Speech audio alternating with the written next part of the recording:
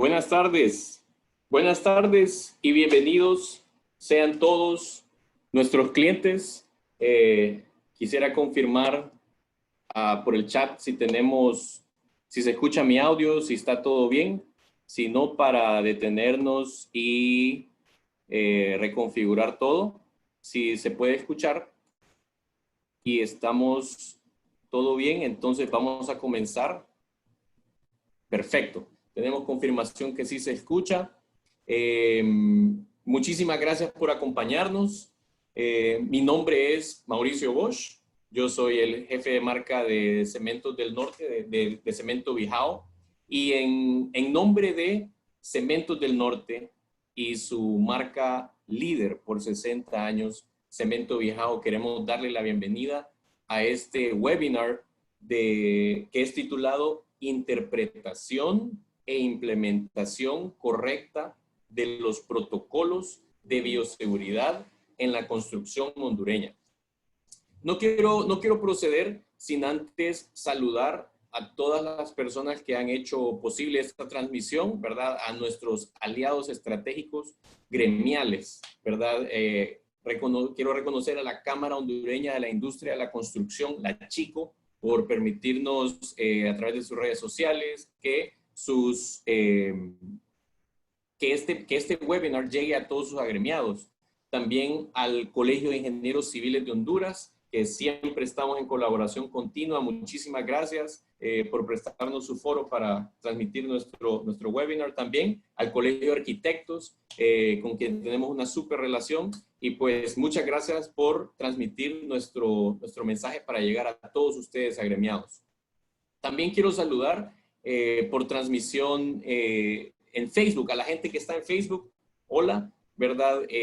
Queremos que este webinar llegue a la mayor cantidad de personas que puedan tener el conocimiento que vamos a dar el día de hoy, especialmente ese sector vulnerable, pero tan grande, numeroso e importante que son nuestros maestros de obras y albañiles, ¿verdad? También saludar a toda la diversa gama de profesionales que pueden haber en ese foro. A nuestros maestros de obras y albañiles, decirles, y a los constructores en general, muchas gracias por creer en Cementos del Norte, muchas gracias por creer en Cemento Bijao. Por ustedes es que hemos podido, por ustedes que yo tengo trabajo, ¿verdad? Por ustedes que movemos la industria nacional hace 60 años. Así que muchas gracias. También quiero agradecer a Cementos del Norte por darme trabajo, por dejarme hacer lo que más me gusta, que es estar con la gente, que estar con ustedes. Quiero agradecerles también porque a pesar de todas las situaciones difíciles, han mantenido los pagos para nosotros, para los empleados, para sus proveedores. Se me ha probado, yo lo puedo dar de primera mano, decir que es una empresa socialmente responsable y que ha sopesado esta gran crisis que todos estamos pasando. El tema de hoy es uno que nos compete realmente a todos, ¿verdad? De alguna u otra manera vamos a reactivarnos y todos vamos a ser parte de este tema. Así que los invito a que pongamos atención, a que hagamos muchas preguntas. Tenemos hoy un súper consultor, ¿verdad? El ingeniero Cristian López, que nos va a permitir responder preguntas. Es casi como pagar una consultoría para poder, para ustedes, ¿verdad? Él nos va a dar, vamos a realizar hoy una interpretación correcta de los protocolos. Estoy viendo que no se escucha, no sé si tenemos todo bien. A ver si me dan confirmación si se escucha. Ok, parece que hay algunas fallas por ahí. Disculpen por las fallas, ¿verdad? Estamos por estos medios, es un poquito difícil. Lo que vamos a hacer hoy es tomar los protocolos que autorizó el gobierno para reanudar la construcción y vamos a ir paso a paso viendo qué cosas son las que podemos implementar. El consultor nos va a decir cómo hacerlo de la manera más inteligente y ustedes van a poder hacer preguntas al final. Ya sabemos que lo que necesita Honduras es mantenerse sana, en primer lugar, esa es nuestra primera prioridad, que nos mantengamos sanos. Y segundo, de que podamos reactivarnos e impulsar la economía. Uno no se alcanza sin el otro. Si regresamos y tenemos una contaminación en nuestras obras, pues van a venir otras cosas. Quiero también hacer un llamado a toda la industria de la construcción y a sus proveedores a que sigamos elevando la conciencia del constructor y de toda su cadena de valor, ¿verdad? Y sus proveedores. Si hoy somos nosotros, mañana es otra empresa, necesitamos que el constructor esté ávido de este tema y que todos los días estemos tocando, porque van a seguir contagiados y vamos a tener que seguir tomando medidas de prevención para poder aislar esto. Entonces, felicito también a los otros proveedores que han podido exponer también este tema. Así que muchas gracias. Hoy se trata de unir a hondureños, de velar el uno por el otro. Y también no quiero dejarlos sin invitarlos. El próximo lunes 18 de mayo vamos a tener la segunda parte de este webinar. Hoy se trata de qué es lo que dice el protocolo y cómo seguirlo al pie de la letra. El lunes se trata de la parte más difícil. Se trata de cómo gestionar con el recurso humano que ellos sigan este protocolo y que se sostenga el protocolo de manera indefinida, ¿verdad? Vamos a tener que hacer unas inversiones fuertes para reactivar la construcción y pues lo último que queremos es que hagamos la inversión y que volvamos a un cierre o que se nos contamine la obra y no podamos aprovechar. Entonces, el lunes 18 de mayo a las 2 de la tarde vamos a tener la segunda parte de este webinar. Los invito. Y como les decía, lo último, ya para cerrar y darle paso a nuestro expositor, es que hoy vamos a tener el consultor en vivo. Podemos hacer preguntas, aprovechémoslo. Las instrucciones para nuestros participantes serían: 1, mantener sus micrófonos en silencio. 2, mantener sus cámaras apagadas. Esto afecta el ancho de banda y no permite la claridad de la exposición.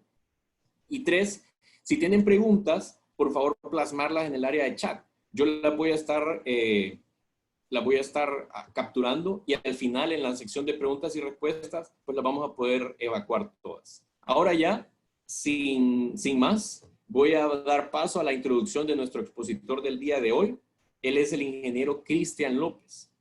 Él es catedrático de Gestión Estratégica de la Salud y Seguridad Ocupacional en la Universidad Tecnológica de Centroamérica. Es certificado en ISO 31000, que tiene que ver con manejo de riesgos. También él es experto en fundamentos de la higiene ocupacional. Da cátedra sobre principios avanzados de salud y seguridad ocupacional en el Departamento de Educación Continua. Él es especialista en implementación, manejo y sostenimiento de sistemas de gestión de salud y seguridad ocupacional. Es gestor ambiental sostenible e inocuidad de alimentos basado en HACCP.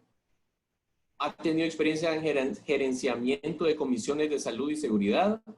Actualmente es auditor interno de sistemas de gestión basado en ISO 19011. Es auditor externo e implementador de sistemas de gestión de seguridad OSHAS 18001 y tiene más de 10 años de experiencia en sistemas de control de riesgos. Así que, sin más, doy paso a nuestro expositor, el ingeniero Cristian López. Muchas gracias y bienvenidos. Buenas tardes a todos, bienvenidos. Gracias, Mauricio, por la presentación, gracias por la introducción. Se pasan 10 años bien rápido cuando alguien nos está comentando de lo que hemos hecho. Mi nombre es Cristian López, como bien nos decía Mauricio, mi pasión es la salud y seguridad ocupacional. Comencé en este camino, en esta aventura, hace más de 10 años. Para mí al inicio todo era principalmente un trabajo. Era recién salido de la universidad, un trabajo que pagaba las cuentas, hasta que tenía aproximadamente 4 años ya trabajando en esto. y estaba en mi casa, de amo de casa, pintando, en lugar de contratar a una persona que me ayudara a pintar. Y resulta que por no seguir las precauciones de seguridad, me caí y me fracturé la clavícula. Eh, no fue hasta que salí del hospital, de la operación, en la unidad de cuidados intensivos, que me di cuenta que hay personas que lastimosamente les toca sufrir ese dolor porque en el trabajo no tomaron las precauciones necesarias. Entonces, a partir de ese momento fue que empecé a ver esto realmente como una vocación y se ha convertido en mi pasión. Y qué mejor oportunidad de practicar esta pasión que cuando el país lo necesita. Me encanta platicar sobre estos temas porque son temas inherentemente relacionados a la salud y seguridad ocupacional. Por supuesto, no soy un médico, no soy un especialista, entonces no tengo la habilidad y la capacidad para poder platicarles sobre el tratamiento de la enfermedad, sobre manejarlo desde el punto de vista epidemiológico. Ahora, de la misma forma que no tengo la habilidad o el conocimiento para tratar una fractura, sí puedo perfectamente ayudarles a prevenirla. Y eso es justamente de lo que vamos a platicar hoy. Cómo prevenir el contagio masivo de casos de COVID-19 en las industrias. Quiero comenzar con una buena noticia, creo que muchos de ustedes ya lo sabrán. El aeropuerto Palmerola reinició operaciones el día lunes y reinició de una forma bastante ordenada. Más allá del hecho de que 4 personas resultaron positivas en las pruebas rápidas que se le hicieron, pero realmente este es el objetivo de estos protocolos, poder detectar de una manera preventiva cuándo podemos tener un riesgo para el resto de la operación. Vean, no es, como lo han venido diciendo en los últimos días, no es malo o no hay que estigmatizar a las personas por tener esta enfermedad. Es más que todo una enfermedad, de eso se trata. Ahora hay que manejarlo desde 2 puntos de vista. La enfermedad va a seguir ocurriendo, vamos a seguir teniendo contagios. La clave es, 1, no voy a ser yo el contagiado porque me voy a cuidar. Manejen siempre esa perspectiva.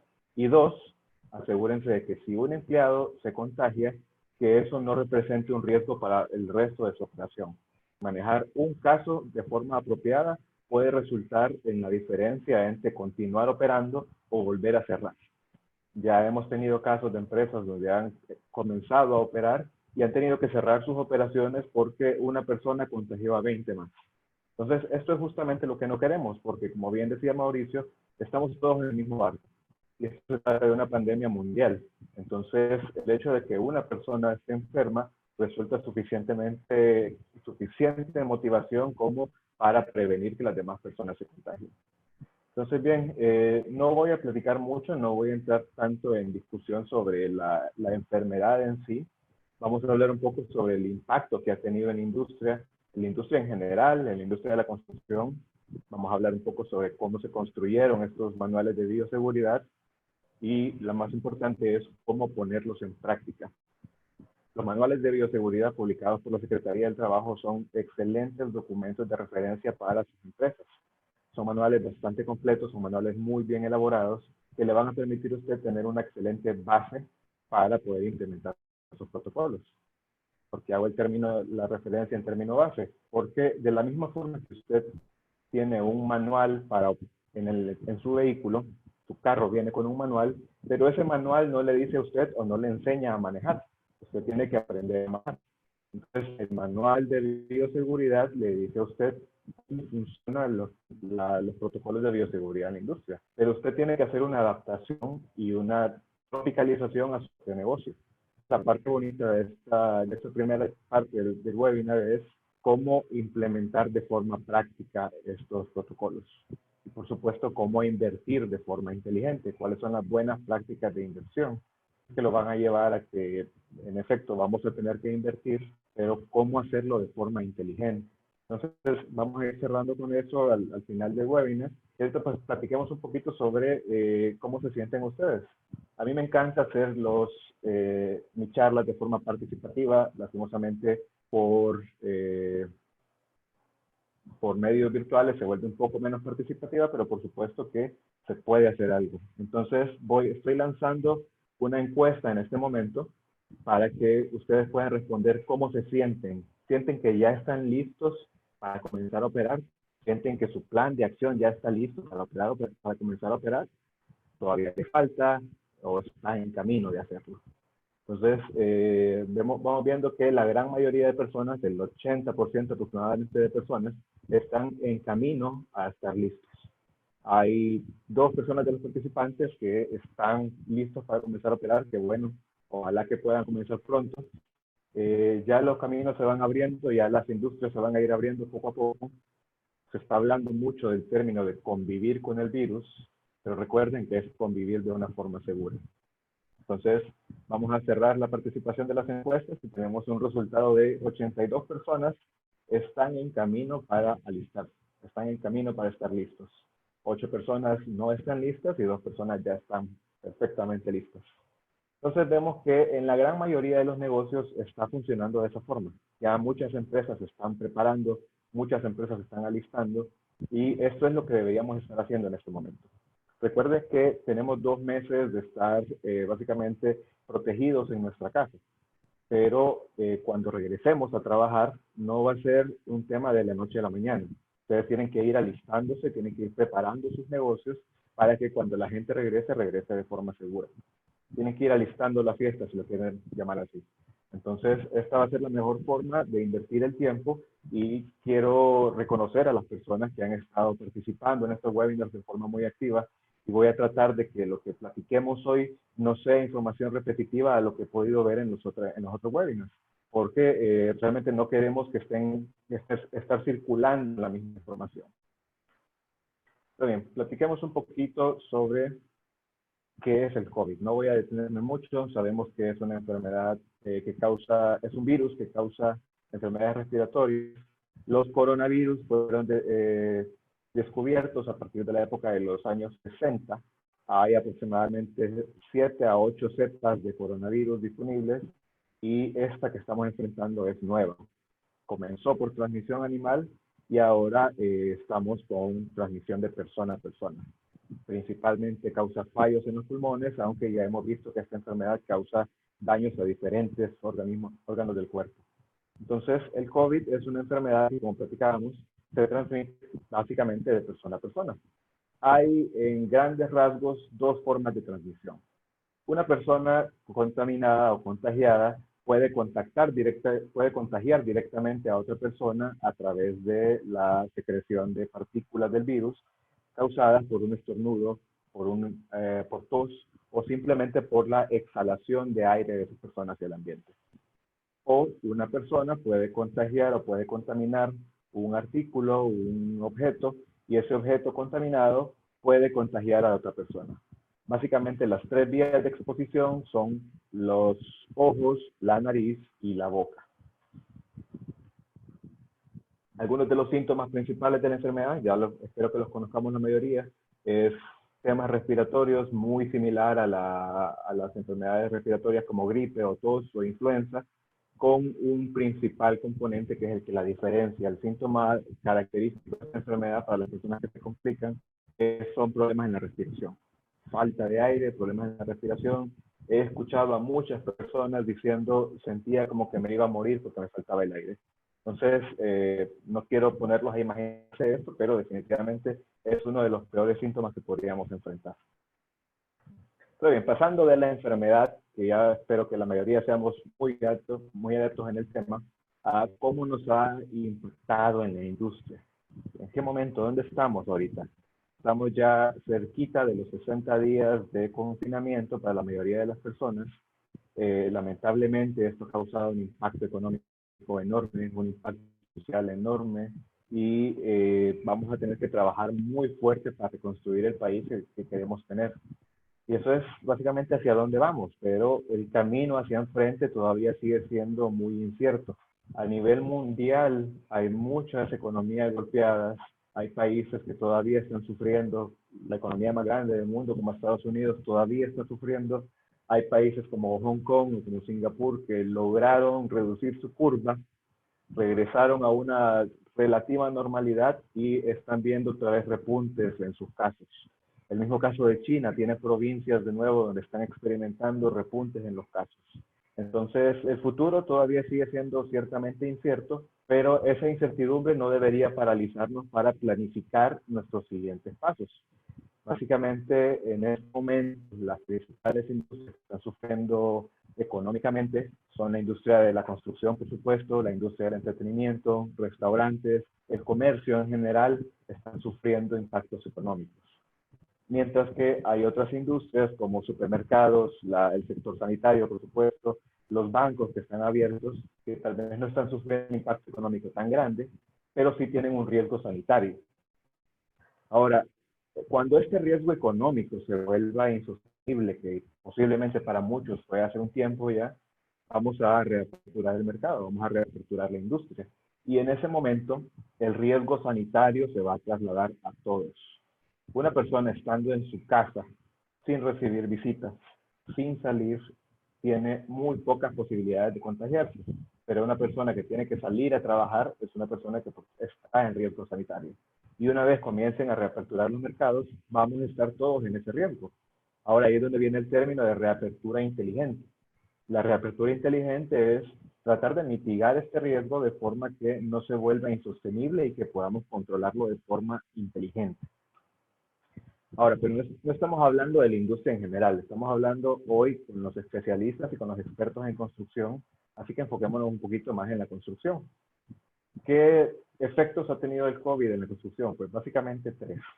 Efectos a corto plazo que que están experimentando ahorita o van a experimentar en unos días, por ejemplo, el ausentismo, el impacto económico, va a haber más gente pidiéndoles trabajo, va a haber más dificultad para conseguir materiales en base a la cadena de suministro, básicamente porque las industrias a nivel mundial han cambiado su enfoque de producción masiva de diferentes insumos a producción masiva de equipos de bioseguridad, de equipos médicos, equipos de salubridad. Entonces, China, que es uno de los mayores exportadores en el mundo, se está dedicando básicamente a la producción de mascarillas, por simplificarlo un poquito. Ahora, va a experimentar también problemas con ausentismo, aunque muchas personas están sufriendo por no tener un salario fijo de dónde alimentarse. También hay casos de personas que no salen a trabajar y que ya tienen la autorización para trabajar, pero no salen por el miedo. Hay industrias muy grandes en el país que están sufriendo con este tema de ausentismo. Y definitivamente va a ser algo que usted tiene que planificar para cuando vuelva al trabajo. Algunos efectos a largo plazo, pues principalmente para aquellas empresas que en este momento tenían problemas de liquidez, van a tener que someterse a estrategias financieras que les aseguren tener los fondos necesarios para operar. Los fondos necesarios para operar de forma normal y para invertir en temas de bioseguridad. Va a haber dificultades para los subcontratistas. Probablemente sea uno de los rubros de la construcción más afectados. No quiero ser negativo con nadie, pero los subcontratistas pueden tener un poquito más de dificultad de aquí al futuro. Va a ser necesario renegociar contratos. Si ustedes tenían un proyecto que entregar el 15 de mayo, pues básicamente el 15 de mayo estamos muy cerca y no se ha terminado. Entonces va a ser necesario, si no lo están haciendo ya, o los que ya lo están haciendo, ir negociando esos contratos o renegociando para definir cuál va a ser la retomación de estos temas. Ahora, algunas preguntas que usted debería estarse haciendo es, la primera que tiene que estar en su mente, ¿cómo me aseguro de que mis empleados vayan a estar seguros? ¿Cómo me aseguro de que la gente esté segura? Si usted no tiene una respuesta clara a esta pregunta, le recomiendo no pasar a las siguientes todavía. Primero establezca bien un plan clarísimo de cómo va a mantener segura a su gente para después ir pensando en medidas financieras, en temas de cadena de suministro, en cómo implementar la tecnología a nuestro favor. Pero si usted tiene personas que están contagiadas o que pueden llegar contagiadas y no se hace un manejo adecuado, en muy poco tiempo usted va a tener a toda su operación contagiada. Y todas estas medidas que ya tomó van a quedar paralizadas porque usted no tiene gente con qué operar. Entonces recuerden, lo primero siempre es cómo mantener a nuestra gente segura y luego ir pensando en las demás estrategias. Ahora, hablemos un poquito del regreso a la normalidad. Vean, la normalidad como la conocemos va a ser muy complicada de poderla ver hasta dentro de un tiempo. Es cierto que con la fabricación o con la creación de una vacuna para esta enfermedad, las cosas pueden ir regresando a como las conocíamos, pero la creación de la vacuna todavía faltan unos cuantos meses para que tengamos una vacuna funcional y una vacuna que pueda ser distribuida a nivel mundial y luego viene el proceso de vacunar a todas las personas, entonces esto no va a ser pronto. Lo que tenemos que hacernos entonces es irnos adaptando a la nueva normalidad. Y la nueva normalidad está basada en protocolos de bioseguridad. Ahora, los protocolos de bioseguridad son un término que ha venido agarrando mucha fuerza en las últimas semanas, pero los protocolos de bioseguridad son una parte inherente de los programas de salud y seguridad ocupacional. Los programas de salud y seguridad ocupacional están básicamente conformados por tres tipos de riesgos. Todos aquellos riesgos físicos que pueden causarle un golpe o un daño a la persona, todos los riesgos químicos y los riesgos biológicos. Muchas empresas tienen una muy buena gestión de riesgos físicos en prevención de caídas, por ejemplo, o de riesgos químicos en manejo de productos peligrosos, pero muy pocas empresas, si no es que casi ninguna, tenía una real gestión de riesgos biológicos. Solo piensen en esto, una oficina donde una persona llegaba el lunes con gripe, era una oficina donde el viernes la mitad estaban contagiados con gripe. Y eso lo tomábamos como cierta normalidad. De hecho, recuerdo a mi esposa muchas veces diciéndome, ay, llegó otra persona con gripe. Sí, a los 5 o 6 días ella andaba contagiada, a los 2 o 3 días yo ya estaba contagiado. Entonces manejábamos estos temas de enfermedades biológicas de forma muy a la ligera. El año pasado en el país tuvimos un brote de paperas que afectó mucho la industria textilera y ese tipo de temas son los que nos deberían ir preparando. Ahora a todos nos agarró desprevenidos y por eso estamos justamente en la crisis en la que estamos. Entonces, saliendo de la crisis, viendo la oportunidad ahora es la implementación de protocolos de bioseguridad efectivos. ¿Y qué conforma o qué hace que un protocolo de bioseguridad sea efectivo? Pues bien, tener medidas de control de riesgos biológicos bien claras, bien definidas. ¿Y cuáles son estas medidas de control de riesgos biológicos? Pues básicamente son basadas en la llamada jerarquía de control de riesgos. La jerarquía de control de riesgos es un proceso lógico a través del cual gestionamos los riesgos de salud y seguridad ocupacional. Y nos dice que la mejor forma para eliminar un riesgo es eliminarlo. La siguiente mejor es la sustitución, después las medidas de ingeniería, los controles administrativos y por último el equipo de protección personal. Ahora tomémonos un segundito para pensar en cómo manejamos generalmente nuestros trabajos, nuestras industrias. Generalmente si vemos un riesgo, en lo primero que pensamos es en el equipo de protección personal. Hay posibilidad de que alguien se caiga de este techo. Ok, hay que ponerle un arnés. Hay posibilidad de que alguien se corte con esta herramienta. Ok, pongámosle un guante. Y siempre nuestra mente va directo a cómo utilizamos equipo de protección personal. Ahora, hay muchos estudios y de hecho la experiencia nos dice que el equipo de protección personal es la forma menos efectiva para controlar un riesgo. ¿Por qué es la menos efectiva? Porque primero, usted está poniendo una última barrera entre el riesgo y la persona y segundo, porque la persona tiene que utilizarlo. Y muchas veces las personas, aquí es donde fallan, aquí es donde está el principal problema, el uso del equipo de protección. Está bien que usted se lo dé, que usted se lo provea, pero ¿qué pasa con una persona que tiene 8 horas abajo del sol y ya no aguanta la mascarilla? Entonces, por eso, la mejor medida que deberíamos ir pensando es en la sustitución de riesgos. No estamos hablando de sustituir el virus por otro, por supuesto que no. Estamos hablando de sustituir los precursores del riesgo del virus. Por eso es que el distanciamiento social ha sido la principal medida que nos ha tenido controlados durante estos 2 meses. El distanciamiento social o el distanciamiento físico es en este momento la mejor medida de prevención del virus. Ahora, ¿cómo aseguramos el distanciamiento físico en nuestros trabajos? Vamos a ver más adelante un par de herramientas que nos van a permitir mejorar esto. Pero bien, para reactivarnos, básicamente pasamos de todos esos protocolos o la forma en cómo diseñar esos protocolos y la podemos enmarcar en 3 procesos o en 3 fases claves. Fases que son interrelacionadas una con otra. Ninguna puede funcionar si la otra no está funcionando. La primera fase es la fase de los planes de control.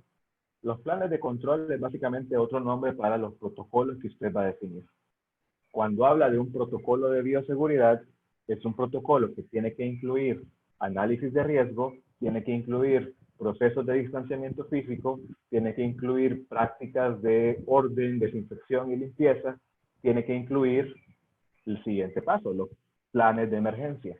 ¿Qué hago si después de todo lo que hice aún se me contagió una persona o aún llegó una persona contagiada? ¿Cuál es el siguiente paso para asegurar que eso no impacte mi operación? Y la tercera fase, es la aplicación de estos protocolos y el monitoreo de que esto esté funcionando. Porque de nada nos va a servir tener un protocolo muy bonito, un protocolo bien ordenado, tener planes de emergencia bien definidos, si cuando llega la hora de aplicarlos se vuelven documentos muertos. Usted puede tener un protocolo visual, un protocolo basado en el ciclo de Deming, un protocolo basado en sistemas de gestión, un protocolo que realmente sea muy completo. Pero si la aplicación de ese protocolo no es real, usted está gastando tiempo en un documento muerto. Entonces, con esto les quiero decir, está bien, diseñemos protocolos buenos, pero también tengámosle un muy buen enfoque a cómo lo vamos a aplicar, cómo vamos a monitorear que esté funcionando y cómo le damos sostenibilidad a lo largo del tiempo. Si quieren saber un poco más de la sostenibilidad de esta aplicación, los invito a la charla del próximo lunes. Aquí vamos a platicar ya más a profundidad de cómo asegurar esa sostenibilidad. Por ahora nos vamos a enfocar en estos planes de control y planes de emergencia. Y el plan de control, como les platicaba, está conformado de 5 fases principales. Primero, identificación de peligros y análisis de riesgo. Usted tiene que saber dónde están sus puntos rojos, dónde están aquellas banderas que le pueden decir, hey, cuando la gente sale de descanso y se va a fumar, se acumulan 5 o 6 personas en un espacio pequeño. O tener esa bandera roja que me diga cuando la gente va a almorzar, salen los 120 empleados que tengo y todos se agrupan en un solo lugar para almorzar. Entonces, vaya pensando en sus procesos e identifique esos puntos donde usted puede tener mayor congregación de personas, porque eso puede ser un factor de contagio para las personas. Luego, mapee esos riesgos, sepa dónde están, póngalos en un plano y asegúrese de tener un mayor control en esas zonas. Defina qué controles va a aplicar, si le va a dar mascarillas a la gente, aunque recuerde que la mascarilla debe ser lo último. Si usted va a aplicar medidas de desinfección permanentes, si usted va a tomar temperaturas, escriba todos esos documentos o todas esas fases para tener claro su ABC de cómo va a operar. Después de definir los controles, pues póngalos a marchar, póngalos a operar. Asegúrese que la gente está suficientemente capacitada para poder utilizar estos protocolos.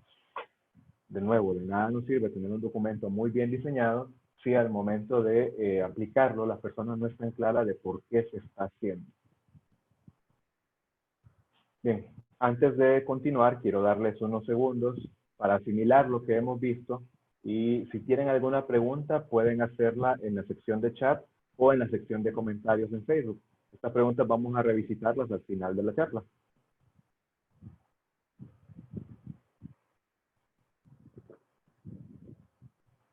Bien, la imagen que tenemos en pantalla es una imagen que se va a ver bastante tradicional durante las próximas semanas. Una persona tomando la temperatura de un empleado para asegurar de que esta persona no tenga síntomas de contagio. Ahora, un casi favor que les quiero pedir es asegúrense de que la persona que va a tomar la temperatura que no sea el guardia de la operación. ¿Por qué? Vean, el guardia es una persona muy capaz, es una persona muy hábil para su trabajo. Pero si usted le da la responsabilidad de cuidar la operación, de asegurar de que no hayan robos, de asegurar de que no hayan disturbios, y si además le da un arma que tiene que estar cuidando, esa persona va a estar muy desenfocada en la toma de temperatura de empleados. Entonces, si usted le añade una responsabilidad a esa persona, probablemente esa responsabilidad no sea bien ejecutada. Y eso desde el punto de vista de qué no hace, pero ¿qué hace después con esa toma de temperatura? ¿Qué pasa con la temperatura que usted toma? Hace como 3 semanas aproximadamente hubo un caso en la ciudad de Choloma donde los médicos de la región metropolitana fueron a visitar a uno de los pacientes confirmados por la enfermedad y se encontraron que la persona no estaba en su casa. Este paciente tuvo que ir al banco para sacar dinero para después ir a la farmacia. Entonces, acompáñenme a pensar cómo ocurrió esto. La persona decidió salir de su casa, dijo voy a ir al banco, llegó al banco y alguien le tomó la temperatura y no lo detuvieron. Salió del banco y luego fue a la farmacia. Alguien le tomó la temperatura, alguien le hizo toda la evaluación y no lo detuvieron. Ahora imaginen cuántas personas pueden andar en la calle de esta misma forma. Entonces, asegurémonos cuando estamos realmente tratando de detectar casos, lo hagamos de una manera correcta. Recuerden, la toma de temperatura es un método muy bueno, muy importante, pero no debería ser nuestro único método de detección. Más adelante vamos a platicar un poquito de cómo asegurarnos un poco más.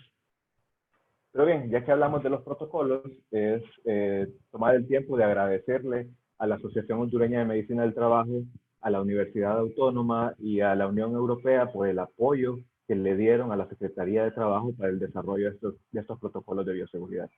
Como les comentaba al inicio, son programas, son documentos muy buenos, son documentos muy completos que le van a servir a usted como una buena base para implementar sus protocolos internos. Recuerden, no debería ser su única herramienta. Debería ser su base para comenzar a trabajar con lo demás. Pero bien, estos protocolos fueron diseñados hasta ahorita va un diseño para 24 industrias. Se han lanzado, si no me equivoco, más de 12 protocolos y están especificados para cada tipo de industria. Desde bancos, metalurgia, café, comercio, construcción, industria, hay diferentes tipos de protocolos para cada una de las industrias involucradas en el país. Por supuesto, hay un protocolo para la industria de la construcción, pero el objetivo general de estos protocolos es uno muy simple, muy básico, es prevenir los contagios masivos de la enfermedad. ¿Por qué? Los centros de trabajo se han determinado que son una fuente de riesgo para prevenir o para reducir la curva. ¿Por qué? Porque la curva básicamente nos indica que nos estamos sobrepasando de capacidad en los hospitales para atender a las personas. Entonces, los protocolos están orientados a evitar que esa curva se incremente y que cuando las personas regresen a trabajar de forma segura. ¿Cuáles son los elementos de estos protocolos? Básicamente son 12 partes, 12 elementos, 12 cosas puntuales que incluyen estos protocolos. Desde las políticas internas de cómo usted va a definir estos protocolos hasta qué hacer en caso de una crisis. Pasando por capacitación, pasando por el equipo de protección, pasando por limpieza y desinfección. Los protocolos están bastante completos y bastante llenos de información que nos pueden servir. Vamos a ir viendo un poquito más a detalle cada uno de ellos.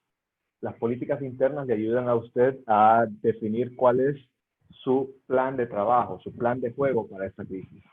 Las políticas internas básicamente son su declaración de usted como jefe, de usted como gerente, de cómo vamos a tratar esta enfermedad. Así como hay políticas de calidad que dicen que vamos a manejar 100% de calidad, así como hay políticas de seguridad que le dicen queremos tener 0 accidentes, así también usted defina cuál es su plan de juego para el manejo de esta enfermedad. Posterior a eso, defina un comité de bioseguridad. Ese comité que le va a ayudar a hacer sus ojos en la operación. Ese comité que va a hacer sus manos en la operación. Estas personas que tienen el liderazgo y el conocimiento suficiente para poder implementar estos protocolos y ponerlos a marchar en su trabajo. Luego asegure la capacitación. Y asegúrese, y aquí quiero pedirles otro favor, si le queremos decir así, asegúrese que la capacitación no sea un evento de únicamente ir a leer un documento que me diga el COVID-19 es una enfermedad causada por el coronavirus. Porque la gente, aparte de que se le duerme en esas charlas, no va a recibir el mensaje correcto. Tómese el tiempo de diseñar una conversación con su personal, con su gente. Usted conoce más que nadie a sus empleados. Desarrolle una conversación que realmente les llegue a ellos, que les haga cambiar de conducta, porque si no, la capacitación, la promulgación y la promoción no va a ser efectiva.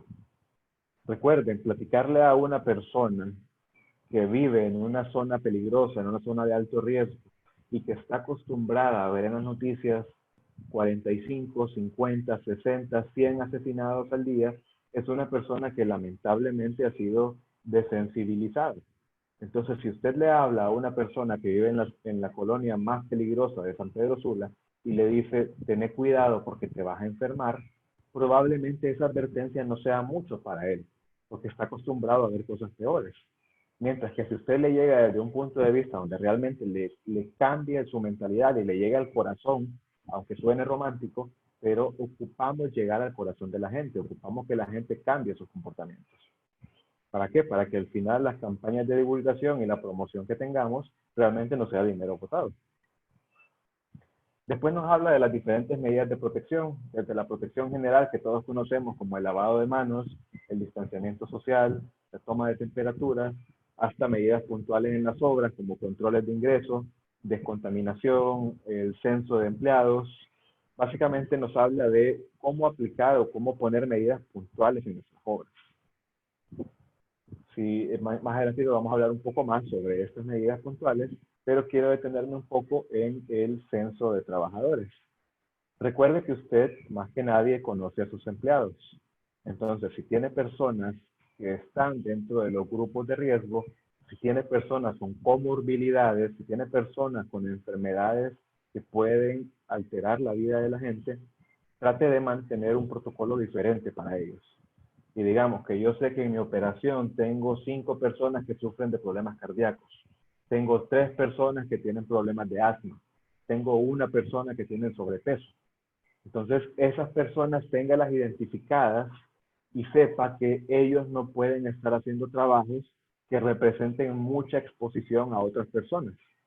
Entonces, aislarlos un poco o tratar de detener un poquito el regreso de ellos al trabajo para que las personas con riesgo puedan sentirse un poco más seguras al momento de regresar. También, tome medidas para aquellas áreas comunes, para las clínicas, si las tiene, para los comedores o las áreas de almuerzo, para los baños, vestidores, para cuando usted recibe materiales. Tenga claro que cualquier contacto de gente o cualquier acumulación de gente puede ser un factor de contagio. Entonces tenga bien claro cuál es la dinámica o cuál es la forma en la que su gente se relaciona dentro del proyecto para aplicar medidas apropiadas para esto. Y los últimos 4 componentes del protocolo, del manual, les hablan sobre cómo desinfectar, qué áreas desinfectar, cómo planificar un proceso de desinfección y de limpieza. Y ya las últimas 3 les habla de lo que nadie quisiera hablar o de lo que no quisiéramos que a nadie les pase. ¿Qué hacer si detecto un caso positivo de mi operación? ¿Cómo hago para que una persona no represente un riesgo para las demás? Entonces les habla de cómo contener los casos positivos, cómo responder hasta un caso y si lastimosamente un caso se convirtió en varios, cómo responder ante una crisis, porque esto ya se vuelve una crisis. Cómo responder ante la posible detención de su negocio porque tienen muchas personas incapacitadas. Entonces, estos son los 12 componentes básicos del manual de bioseguridad para la construcción. Si no lo han leído, tómese un tiempo para leerlo y espero que esta breve explicación de estos elementos les ayude para comprender qué le pide cada uno. Pero ahora bien, vamos a regresar a esto. Vamos a pasar a la aplicación práctica de estos protocolos en los centros de trabajo. Y quiero traerles a su atención 6 factores puntuales para sus áreas de trabajo. Piense en el ingreso de las personas, cómo ingresa la gente a sus proyectos. Generalmente vienen en grupos, generalmente vienen todos a las 7 de la mañana, ingresan en grupo.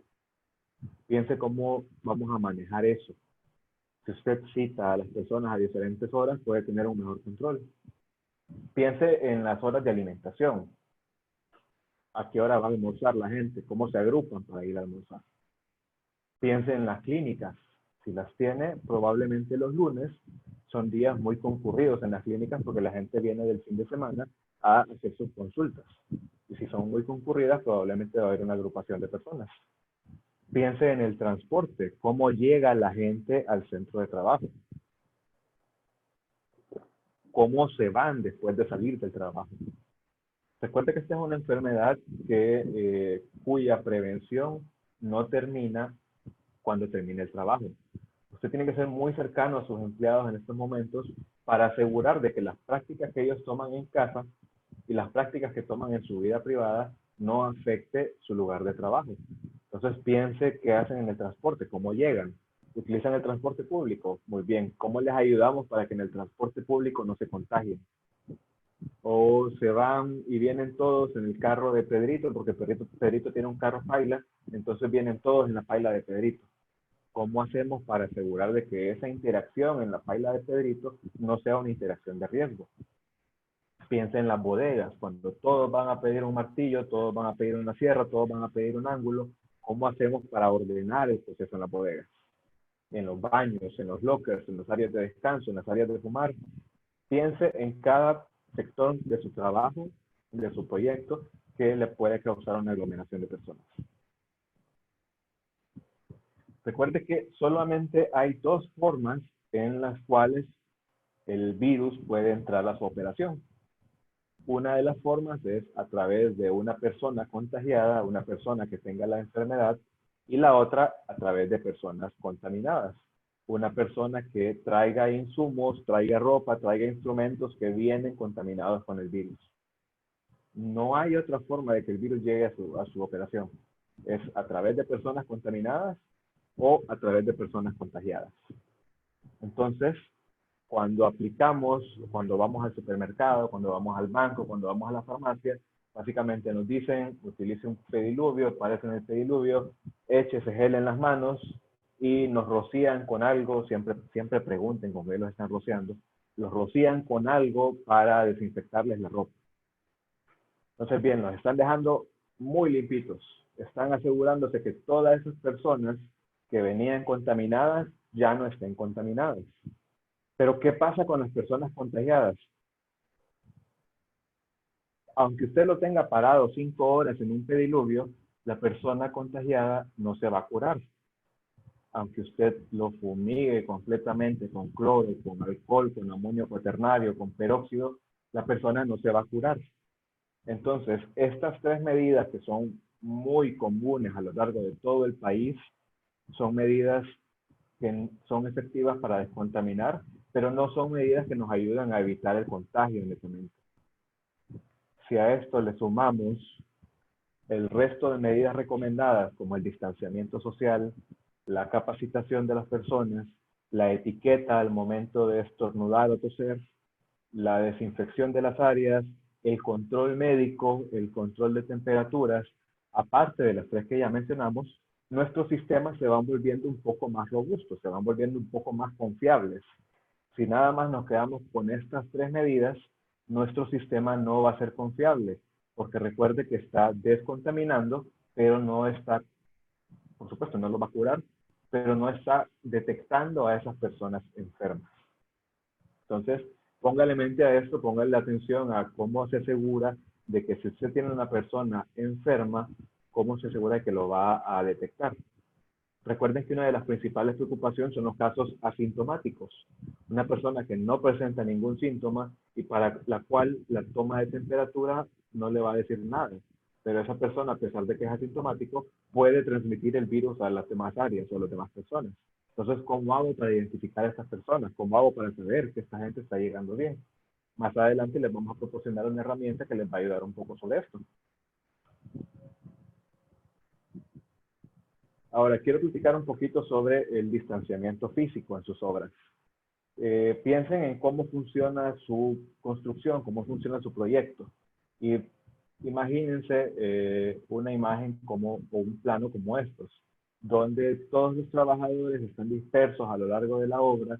Está la bodega, está el taller mecánico, la cafetería, los lockers, la oficina. Y imagine cómo una persona contagiada puede contagiar a las demás simplemente por estar cerca de ellos.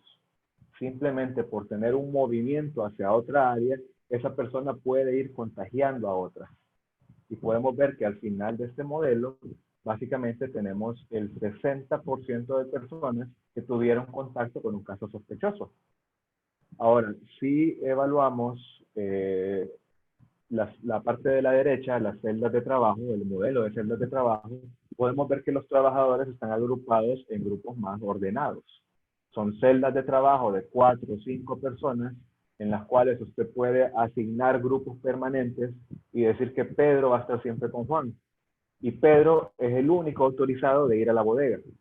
Y en la otra celda está Alberto, y Alberto es el único autorizado para ir a la bodega. En la otro lugar está Juan, y Juan es el único que puede ir a la oficina. Entonces, usted organiza su trabajo de forma que las personas estén ordenadas, que las personas estén haciendo sus visitas a la cafetería o a los lockers de forma ordenada y de forma controlada.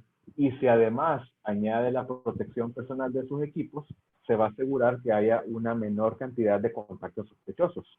De hecho, bajo el modelo que acabamos de ver, hubo 0% de contactos sospechosos porque hubo una precaución adecuada en todas las áreas de trabajo. Ahora, no todo es color de rosas, por supuesto. Si usted hace celdas de trabajo y se asegura que dentro de esas celdas haya un distanciamiento físico de al menos 2 metros a la redonda de cada persona, eso posiblemente le va a limitar el espacio que usted tenga para la gente que usted puede contratar. Y si comparamos un modelo con el otro, el modelo tradicional con el modelo de celdas de trabajo, se va a encontrar que el 25% de su población de trabajadores no tiene el espacio suficiente para regresar a trabajar. Entonces, este puede ser uno de los problemas. No tengo suficiente espacio para que todo mi equipo de trabajo esté en la operación. Ahora, esto no va a ser un problema en aquellos proyectos grandes, digamos una bodega de 800 metros cuadrados, tiene suficiente espacio para que tenga el equipo de trabajo trabajando distanciado. Ahora, proyectos habitacionales más pequeños posiblemente no tengan la facilidad de tener a todo ese equipo. Pero recuerden que sacrificar el tema de salud versus sacrificar a tener todo mi equipo, en algún momento va a causar que se le caiga la operación porque la enfermedad es bastante real. Entonces, tenga en mente el hecho de hacer celdas de trabajo que sean permanentes y que por los próximos meses, Pedro, Alberto, Juan, Luis y Cristian trabajen en la misma celda de trabajo todos los días. ¿Por qué? Porque ¿qué pasa si Cristian sale positivo de COVID-19? Bajo el modelo tradicional, Cristian pudo haber tenido contacto con cualquier persona en su operación. Pero si usted aplica una celda de trabajo, Cristian tuvo contacto únicamente con estas 5 personas. Entonces se vuelve más fácil hacer una trazabilidad de los contactos para que estas 5 personas puedan ser aisladas de mi operación y no tenga que aislarlos a todos, porque todos son posibles contactos. Entonces las celdas de trabajo nos facilitan un poco más esa trazabilidad. Veamos algunos planos en los que estoy trabajando para un cliente. Estos son planos sencillos que se diseñan. Veamos el área de cafetería donde tenían 80 personas que tomaban su almuerzo a la misma hora todos los días. Es un cuarto pequeño donde cabían, pequeño para 80 personas, donde cabían todos en 10 mesas, esas mesas rectangulares. Ahora, si evaluamos el espacio no da para que se mantenga un distanciamiento físico apropiado.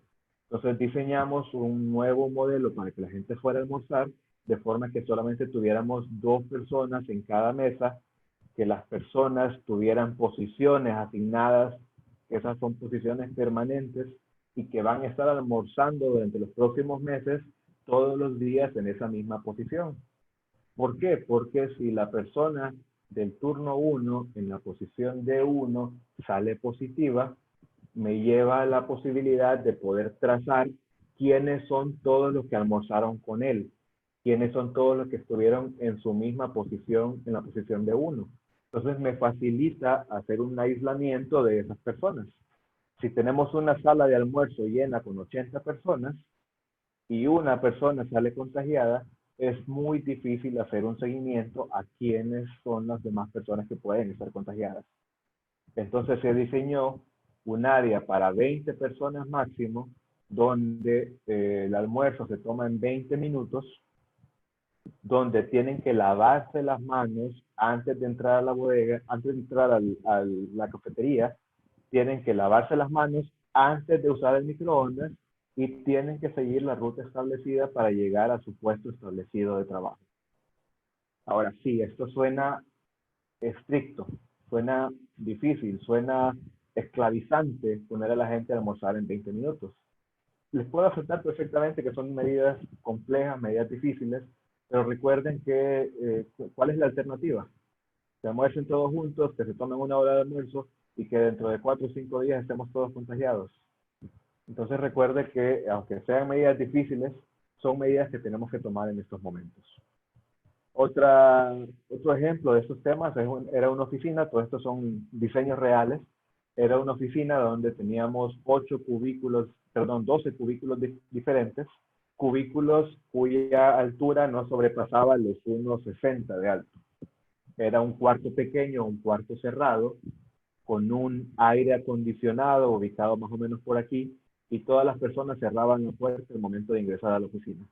Entonces tenía 2 empleados en la oficina con aire acondicionado. ¿Qué pasa si una persona, aunque sea asintomática, está contagiada? Recuerde que los asintomáticos pueden contagiar a los demás. Y recuerde que la exposición a la exhalación de la respiración de una persona contagiada puede contagiar a una persona. Entonces, mantener el distanciamiento entre los puestos de trabajo ayuda a prevenir ese posible contagio.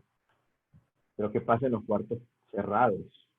Se trata también de tener ventilación natural en la mayor parte de sus espacios cerrados.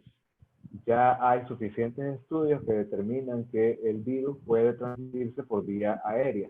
Es difícil, pero hay una posibilidad de que si una persona estornuda en un cuarto cerrado, las partículas de ese estornudo puedan mantenerse en el ambiente, especialmente si hay baja humedad y baja temperatura, y otra persona entre en contacto con esas partículas. Entonces, diseñe espacios de trabajo que le permitan mantener un distanciamiento físico apropiado. Salas de conferencia, por ejemplo. En este momento, gracias a Dios por Zoom, gracias a Dios por Facebook, gracias a Dios por un montón de herramientas que nos permiten ir prescindiendo de estas salas de conferencia donde muchas personas se agrupan al mismo tiempo. Vaya pensando en sus oficinas, vaya pensando en cómo manejar estos espacios. Vean, si en Asia los niños de las escuelas lo están haciendo, no me imagino que tan difícil será para la maestra asegurarse de que todos cumplan con ese estándar, pero hay formas en que la gente está creativamente asegurando el distanciamiento social. Y esto es lo que usted tiene que promover entre sus empleados. Los latinos somos personas muy cálidas, somos personas muy cercanas entre uno y otro. Entonces va a ser un poco retador asegurar de que las personas no se estén dando la mano, que las personas no se estén abrazando, pero son cosas que tenemos que ir trabajando a medio, corto y también a largo plazo. Vamos entrando al tema de control de ingresos. Les aseguro que ninguno de ustedes quiere tener un grupo de personas así esperando a que entren a su operación. Ahora, este grupo se les va a hacer y se va a acumular si ustedes citan a las personas a la misma hora a trabajar. ¿Por qué? Porque cada empleado tiene que pasar a que le tomen la temperatura, a firmar su control de ingreso, a desinfectarse los pies, a lavarse las manos y a que registren todos esos datos. Entonces, esto va a ser un proceso que va a tomar a lo sumo unos 45 segundos a 1 minuto por persona. Si se lava las manos bien, le va a tomar 1 minuto y medio.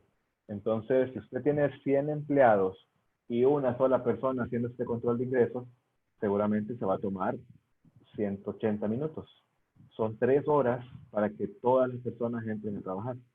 Entonces, ¿qué es lo más recomendable para esto? Es vaya citando a sus empleados de forma escalonada. ¿Recuerda las celdas de trabajo?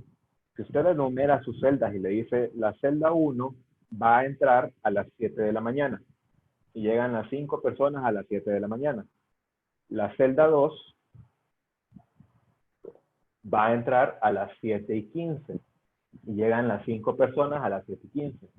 La celda 3 entra a las 7:30 y así lo va segmentando de forma que no se le haga una aglomeración de personal. Y ya a la salida, bueno, la celda 1 entró a las 7, entonces se va a las 4. La celda 2 entró a las 7:15, entonces se va a las 4:15. La celda 3 entró a las 7:30, entonces se va a las 4:30. Y usted va organizando el trabajo de forma que se vuelva práctico para la aplicación de estos protocolos. Para el control de ingreso, recomendable, estas tres medidas son básicas, es cierto que no son suficientes, pero son básicas. Si usted va a colocar un pediluvio, asegúrese de estar utilizando químicos aprobados por la Agencia de Protección Ambiental. Lastimosamente en el país no tenemos una agencia que haya emitido un listado de desinfectantes aprobados, pero podemos apoyarnos del listado N de la Agencia de Protección Ambiental de Estados Unidos. Ese listado N incluye un listado con todos los productos químicos que se ha demostrado que pueden matar el virus, o al menos el fabricante demuestra que puede matar el virus. Incluye los tiempos de contacto necesarios para alcanzar una desinfección del 99.9% e incluye las superficies sobre las que trabaja mejor. Si va a colocar pediluvios, asegúrese de estar reemplazando el químico que va a utilizar de forma frecuente. El cloro se degrada, el amonio se degrada, el peróxido se degrada y se degradan aún más si entran en contacto con materia orgánica, como lo que andamos en los zapatos, tierra, lodo, polvo. Entonces, si muchas personas se están parando en el pediluvio y vienen con los zapatos sucios, cualquier químico que pongamos se va a degradar y de aquí a 3, 4 horas su cloro ya no va a tener la misma potencia de desinfección. Entonces, es recomendable estar cambiando estos químicos en los pediluvios. Lo más recomendable sería que usted tuviera una forma de medir la concentración en su pediluvio. Si es a través del cloro, se hace a través de unas cintas que miden la concentración, pero no todos nos vamos a volver expertos químicos en estos temas. Entonces, trate de reemplazarlo con cierta periodicidad. Si hay un tránsito muy fuerte de personas, cada 2 horas, si hay un tránsito menos fuerte cada 4 horas, pero que nunca pase el pediluvio de un día para otro. El lavado de manos siempre es recomendable sobre el uso de gel. Es cierto que en la mayoría de supermercados, farmacias, bancos, nos ponen gel en las manos o nos ponen algún aerosol en las manos, pero la medida más efectiva, se ha demostrado, es el lavado de manos con jabón. Entonces, instalar estaciones de lavado de manos portátiles como esta que ven en la fotografía se vuelve una inversión inteligente porque está asegurando que las personas estén entrando completamente limpias. Ahora, con respecto a la toma de temperaturas, tenga mucho cuidado en cómo va a tomar la temperatura, qué herramienta va a usar para la toma de temperatura. Hay una comercialización enorme de termómetros infrarrojos en las últimas semanas y quería mostrarles un video que me encontré hace poco. Esto, por supuesto, no estoy diciendo que las personas que venden esto localmente sean exactamente esto lo que están vendiendo. Pero vean este video de una persona en China que compró uno de esos termómetros, le quitó el sensor infrarrojo y continuó operando el termómetro sin que este se detuviera en ningún momento. Entonces, ¿qué es este que estamos viendo enfrente? Es básicamente una máquina que hace ruido y muestra un número. No es un termómetro. Entonces, tenga mucho cuidado con lo que está comprando, tenga mucho cuidado con lo que está adquiriendo y asegúrese de no estar cayendo en una estafa. ¿Por qué? Porque como bien dijo Mauricio, ustedes están invirtiendo en esto. No queremos que su inversión sea botada. No queremos que de aquí a 4 o 5 meses usted diga, pucha, me tocó gastar 20,000 lempiras en termómetros y ninguno sirvió.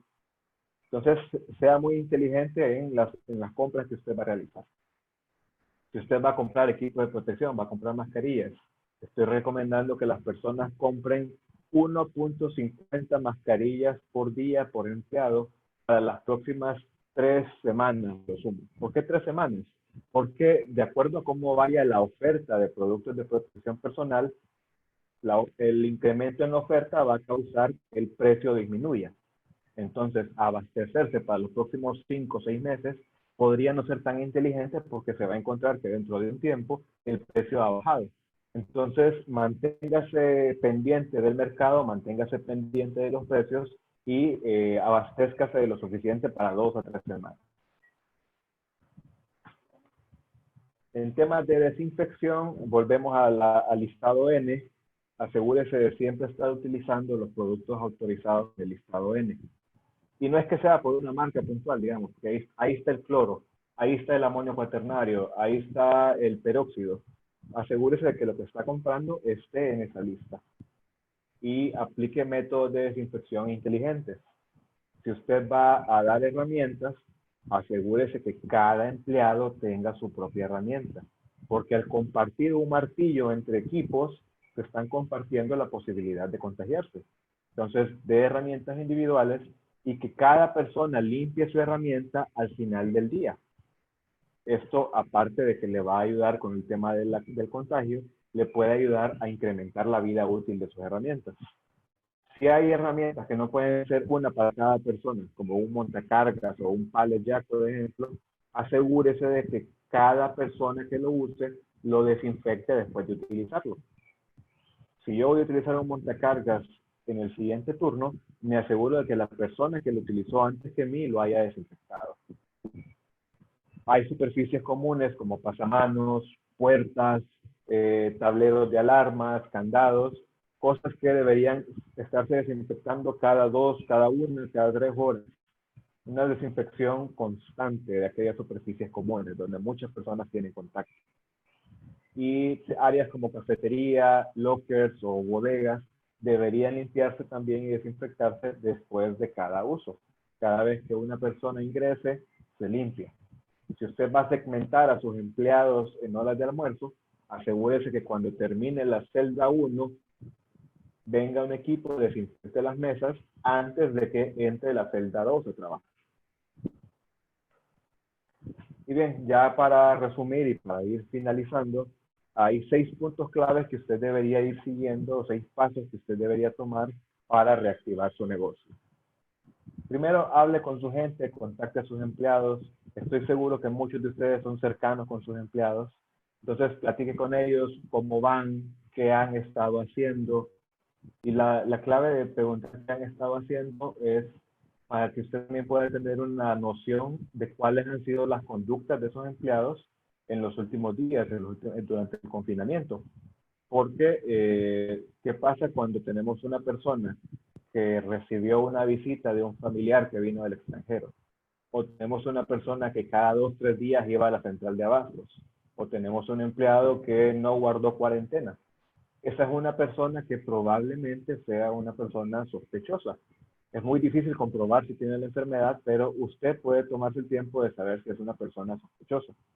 Entonces, aparte de tomar las temperaturas, aparte de pasarlo por el pediluvio, aparte de que se lave las manos, aplique la encuesta a sus empleados para determinar cuáles han sido las conductas durante este confinamiento. Y de acuerdo a esas conductas que he tenido, usted puede determinar si esa persona puede o no ser un riesgo para usted. Luego también planifique todas las interacciones del personal. Planifique cómo se va a mover la gente, cómo va a llegar la gente al trabajo. Si usted les paga en efectivo todas las semanas, ¿cómo va a hacer para que no se le acumulen en la oficina para ir a cobrar? Si usted les paga por cuenta y cada uno va al cajero a sacar su dinero, ¿cómo va a ser para que no se acumulen al momento de ir al cajero? Entonces, planifique todas esas interacciones que la gente puede tener para asegurarse de platicar con ellos durante la charla, durante las capacitaciones. Visite sus proyectos, hágase un tiempo para ir al proyecto antes de empezar a reabrir, para conocer cuáles son esas áreas rojas, para conocer, ok, dónde almuerzan, dónde descansan, dónde se cambian, e identifíquelos y tenga claro que hay que aplicar unos controles un poco más complejos para estas áreas. Defina cuáles van a ser los estándares aceptables, cuál es la temperatura a la cual voy a dejar a que las personas entren. Si bien es cierto, nos toman la temperatura para ver si tenemos fiebre, pero si tenemos una persona que un día llegó con 36 grados, otro día llegó con 36.5, el día siguiente llegó con 37, él todavía no tiene fiebre, pero presenta una tendencia hacia arriba. Entonces, ¿qué hacemos en estos casos? Defina estos estándares y defina los pasos que va a seguir. Y por último, prepárese para nuevas cuarentenas. Es probable, espero que no, pero así como muchos países ya han reabierto sus comercios y han vuelto a cerrar porque los casos han repuntado, esa es una posibilidad real, una posibilidad que nadie quiere. O sea, queremos abrir para continuar trabajando. Y para eso tenemos que trabajar todos de forma muy inteligente, pero no existe o sí existe el riesgo de que si hay un repunte de casos, volvamos a una cuarentena. Entonces, prepárese para esta posibilidad. En la próxima sesión, en el próximo webinar, vamos a hablar un poco sobre cómo asegurar la sostenibilidad de estas medidas. Si usted va a invertir, ¿cómo nos aseguramos de que no bote el dinero? Si usted va a capacitar a su gente, ¿cómo nos aseguramos de que está cambiando el comportamiento y no únicamente está lanzando palabras al viento que la gente no escucha? Vamos a hablar un poco adentro del tema de cultura de seguridad. Les tengo unas muy buenas noticias antes de cerrar. Esta presentación, este webinar, estará disponible a través de los directivos de Cementos del Norte. Estamos grabando toda esta presentación, estamos compartiendo toda la presentación para que pueda ser revisitada por ustedes cuando lo necesiten. Y no solamente la presentación, hemos desarrollado otras herramientas que les van a permitir a ustedes facilitarles un poco el regreso al trabajo. Entre ellos, una guía de formación de empleados, de qué tienes que hablarles, cómo puedes hablarles. Viene una prueba si usted quisiera aplicarles a la gente de si recibieron el conocimiento o no. Viene una guía para la implementación de programas de orden y limpieza.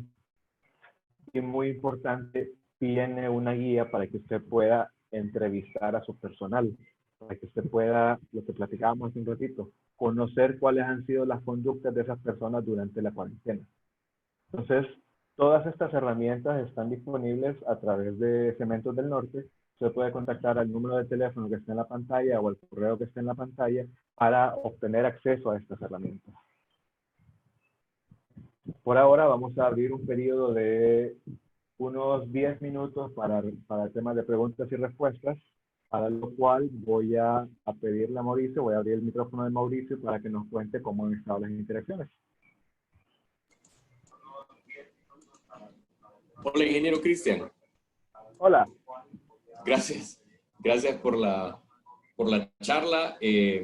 Estuvo súper completa.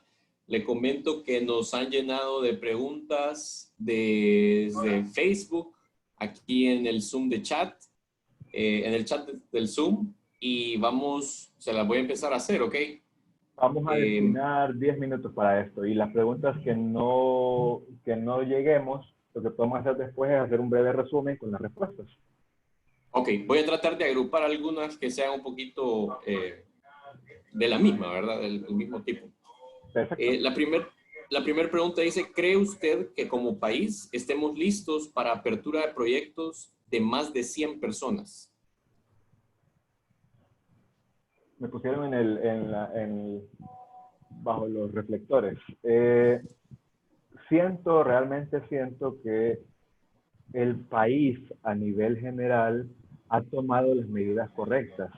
Si vemos las conductas o las medidas que se han tomado en países que han tenido una muy buena respuesta, como Taiwán o países nórdicos, ellos que aplicaron, hicieron un confinamiento temprano, hicieron cierre temprano de fronteras y pidieron a la gente que utilizara mascarillas de forma obligatoria. 3 medidas que hemos aplicado en nuestro país de forma relativamente correcta. Es cierto que el confinamiento no siempre fue muy funcional, pero las otras medidas han funcionado. Y sin embargo, el comportamiento de la enfermedad ha sido diferente. Entonces, que yo me entiendo que Honduras va a terminar siendo un caso de estudio para el tema. Pero, ¿por qué no ha sido tan efectivo? Generalmente tiene que ver con nuestra cultura y nuestra conducta. Entonces, si hablamos desde el punto de vista de estar listos en base a herramientas, en base a protocolos y en base al plan estructurado, siento que lo estamos. Ahora me gustaría trasladarle esta pregunta a ustedes y para que lo hagan en su propia mente. ¿Sienten que sus empleados están listos para regresar? ¿Cómo creen que estará la disciplina de su gente para regresar y adaptarse a un horario de almuerzo restringido con personas restringidas? Si su respuesta es no estamos listos aún, le recomendaría ir regresando a esos temas, a cómo nos aseguramos de que la disciplina y la conducta de nuestra gente sea correcta. Ok, perfecto. Esta era una pregunta de Zoom. Vamos a ir a una pregunta de Facebook. Muy bien. Dice, ¿habrá algún organismo realizando auditorías para verificar que las empresas implementen correctamente los protocolos de bioseguridad? Sí. Ayer en el programa Frente a Frente de Canal 5 estuvieron los representantes, algunos de los mayores representantes de la industria de la construcción, entre ellos, si no me equivoco, el presidente de la Chico, y voy a tratar de citarlo parafraseando un poco, pero él dijo, sí, van a haber inspecciones a los sitios de trabajo, vamos a cerrar sitios de trabajo que no estén cumpliendo con los protocolos de bioseguridad y se van a mantener cerrados hasta el cierre de la pandemia. Parafraseando un poco lo que él dijo, fue una muy buena charla, pero en realidad sí, incluso el Ministerio del Trabajo indicó que van a haber inspecciones a los sitios de trabajo para asegurar de que haya cumplimiento de los protocolos. Ok, perfecto, muchas gracias. La otra pregunta, si van a compartir la exposición, la respuesta la voy a dar yo. Sí, vamos a compartirlo. Si usted ya tiene su agente de ventas, él le puede compartir perfectamente todos los documentos, todos los entregables que nos proporcionó el consultor y el ingeniero Cristian, y también la grabación de este webinar. Sigo con la otra pregunta. ¿Se debe contratar personal específico para asegurar la correcta implementación de los protocolos? En específico, la voy a unir con otra que había, el tomado de temperatura al inicio, que dijimos que no lo hacíamos a través de los guardias. Entonces, ¿quién debería hacer? Bien, por supuesto que la mejor recomendación que le podría dar a cualquier negocio en temas de salud y seguridad es tenga una persona específica que le pueda ayudar en temas de salud y seguridad, desde capacitaciones de trabajo en altura hasta inspecciones en los sitios de trabajo y el desarrollo de estos protocolos. Ahora, sé que no es tan fácil para todos los negocios tener el costo de tener una persona puntual para estos temas.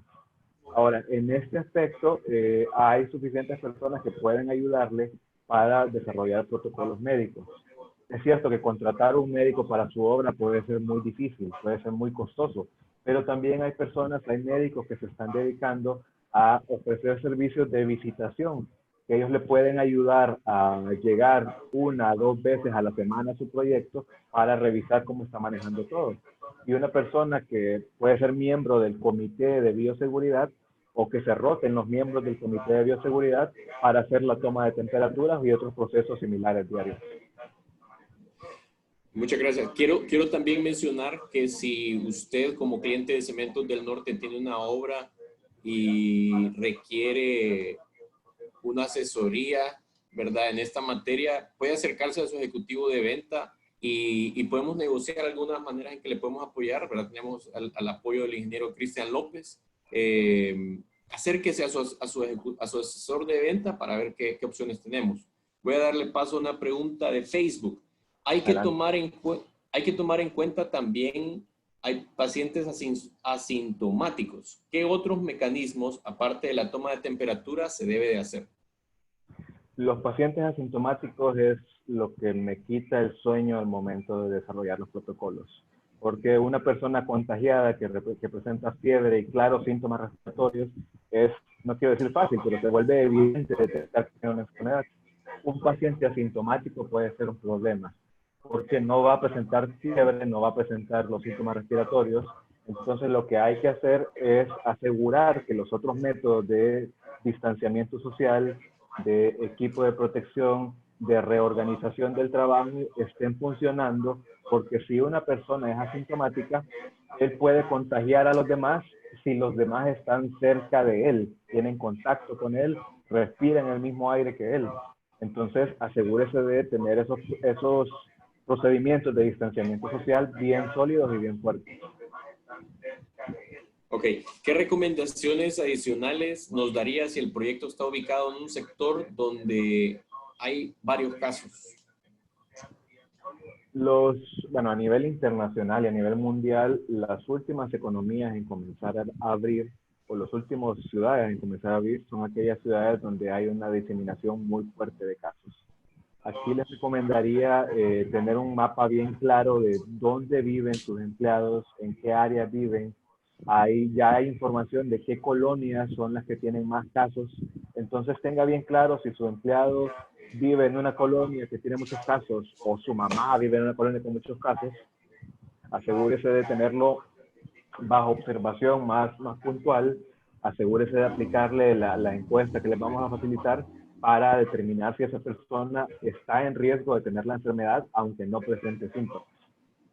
Bien, voy a una pregunta de Facebook. ¿Ustedes saben qué responsabilidad tiene el patrono si una persona da positivo y ha estado en un proyecto? Es una pregunta un poco compleja. Cuando hablamos de responsabilidad patronal respecto a accidentes u enfermedades, básicamente el Código de Trabajo y el manual, el Reglamento General de Medidas Preventivas de Accidentes de Trabajo y Enfermedades Profesionales, nos dice que esto tiene que haber sido a consecuencia de la exposición de factores en el trabajo.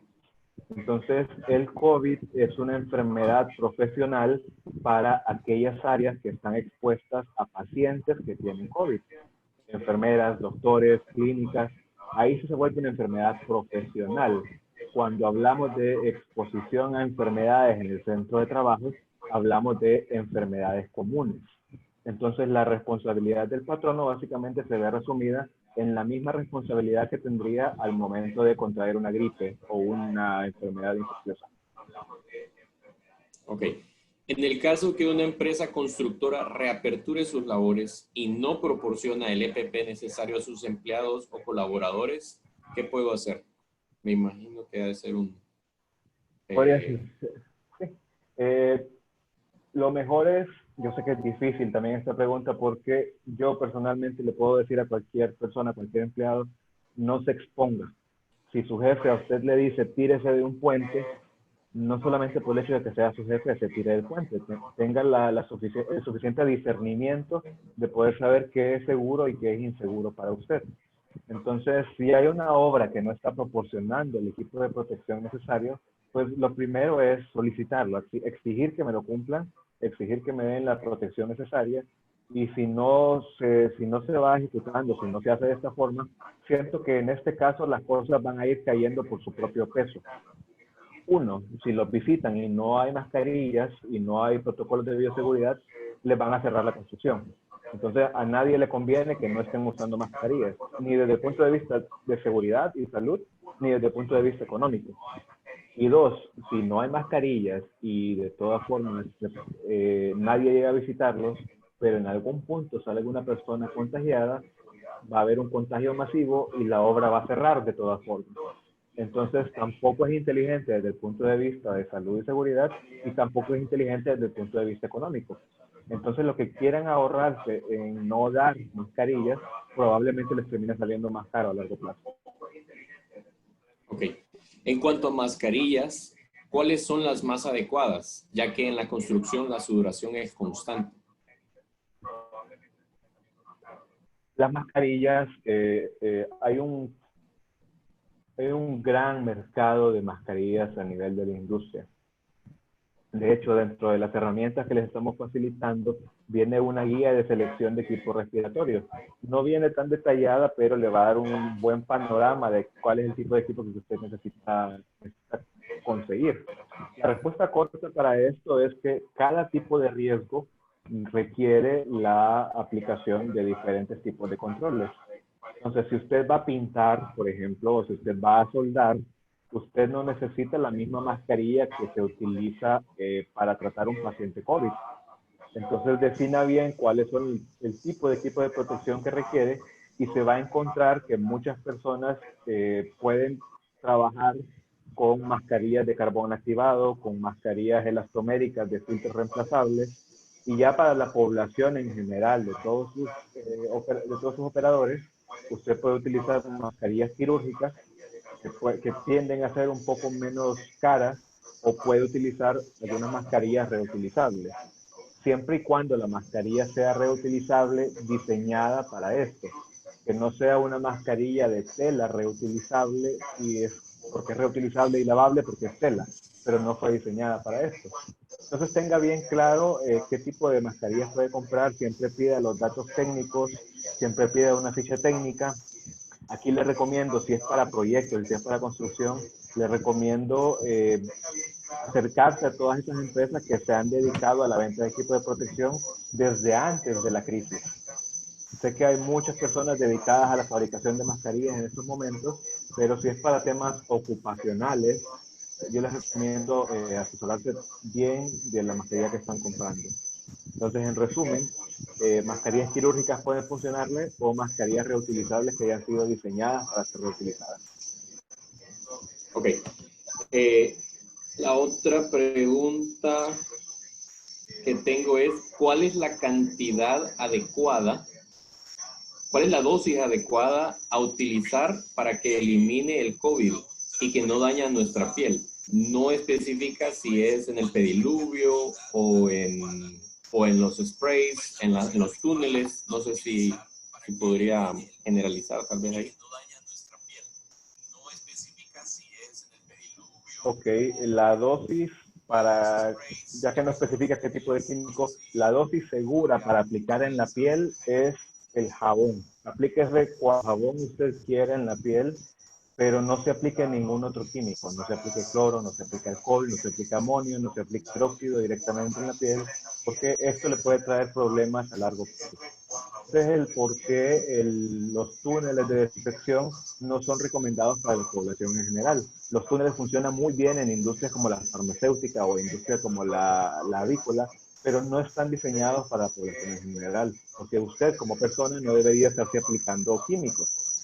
Como persona, usted debería lavarse las manos con jabón, que esa es la medida más efectiva, y si lo va a utilizar en pediluvios o en otras sustancias de desinfección, aquí es donde le recomiendo revisitar el listado N de productos químicos, porque le va a decir cuál es la dosis apropiada para cada tipo de químico. Si resumimos un poco, el cloro comercial que tenemos en el mercado generalmente anda entre 4, 5 a 10% de cloro. Este cloro se dosifica entre de 1 a 10. Ok. Hay una gran batería de preguntas. Creo que podemos pasar a la última. Sí, le propongo hacer una de Zoom y una de Facebook y con eso vamos por terminado y revisitamos las preguntas luego. De acuerdo. Solo un comentario, que no lo contemos como pregunta. Hay muchas solicitudes de que nos comparta ese listado N. No sé si usted lo podría poner el link en el chat de repente para que los usuarios puedan... Creo, y si no me equivoco, alguien lo compartió hace unos minutos. Nancy a las 3:13 p.m. lo compartió. Lo que voy a hacer es que lo voy a colocar junto con las otras herramientas disponibles en el sitio web. Ok, perfecto. Y si se les hace más fácil, para no retrasarnos tanto, pueden buscar en Google fácilmente listado N EPA, EPA. La versión en español generalmente está más desactualizada, la versión en inglés está más actualizada. Ya. Hay varias preguntas que hablan sobre el tema de túneles, pediluvios, y que si estos son suficientes para desinfectar o siempre se necesita el lavado de manos a pesar de haber pasado por el pediluvio, haber pasado por el túnel y en los carros. ¿Es necesario todavía el lavado de manos antes de entrar a pesar de pasar todo eso? Yo recomendaría cambiar el orden de la pregunta. Es decir, ¿es necesario pasar por el túnel y por el pediluvio después de lavarme las manos? Porque el lavado de manos debería ser lo primero que la persona tiene que hacer. Asegurar que venga con las manos limpias. El pediluvio se vuelve una medida de aseguramiento de la desinfección de los pies de la persona.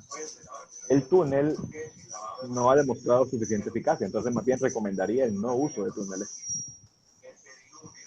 Ok, última pregunta. Tiene que ver sobre la detección rápida. La pregunta es si el virus en un asintomático puede ser detectado en una prueba rápida o en un PCR. ¿Puede ocurrir que en ambas resulte negativo?